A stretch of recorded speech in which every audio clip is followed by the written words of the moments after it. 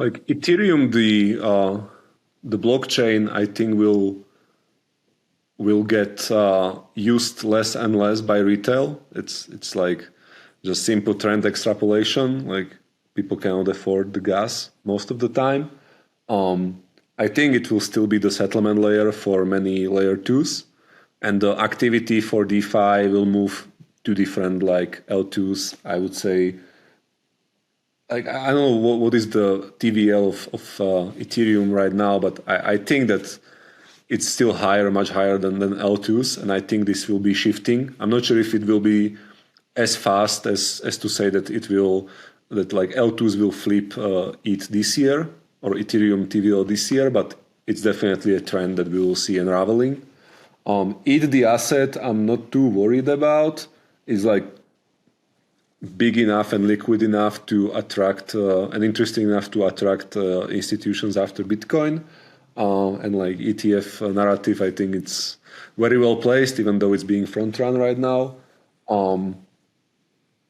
Yeah, I think the one interesting sort of direction of it being DA layer, that's something that everybody talks about now in the ETH ecosystem, and I'm not sure how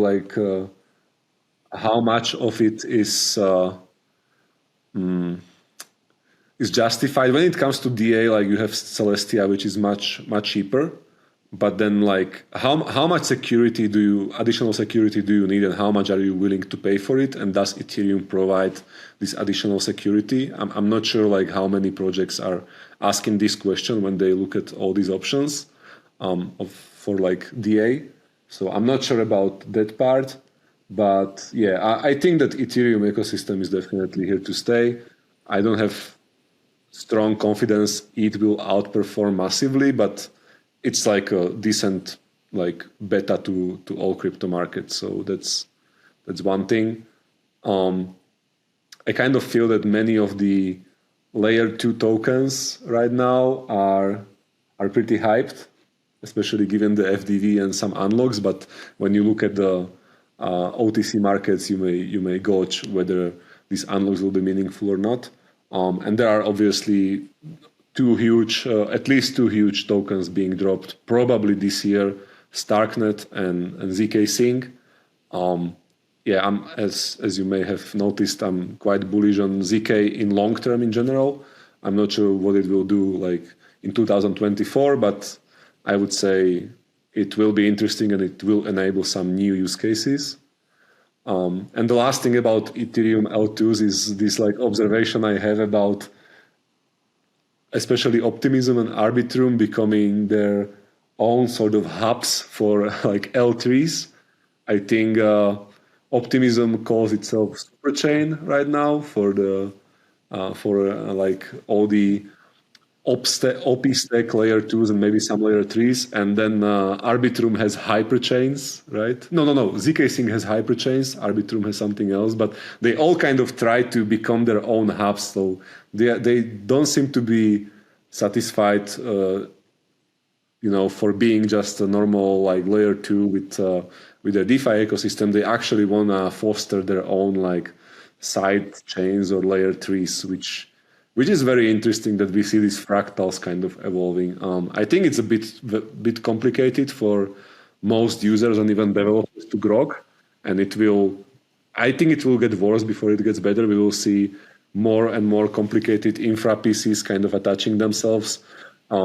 We see all these hybrid solutions that use Ethereum for settlement and then Celestia for DA, for example, Manta, right? It's kind of interesting how it all connects, like with all the other pieces in different ways. There are like, I think like 900 different permutations. If you want to build your own layer 2 or blockchain or something, you can choose like from different DA providers, different settlement layers, different bridges, yada, yada. So you have so many permutations.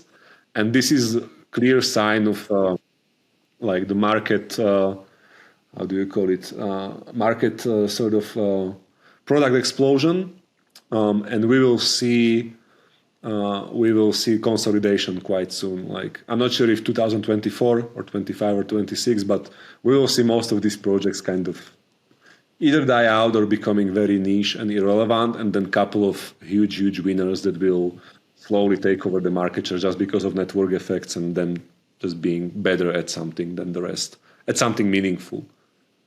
So yeah, I think we are still in a proliferation phase for 2024 at least. So we will see many more airdrops, L2s, L3s, whatever, being built everywhere, depending on which ecosystem gives out grants, which ecosystem has differentiated tech.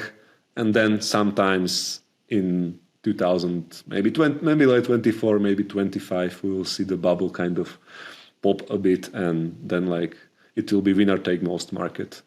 And Ethereum just like, I think, sits very comfortably underneath. It won't be the most exciting asset unless institutions start to beat the ETF very hard, but it just has this Lindy effect.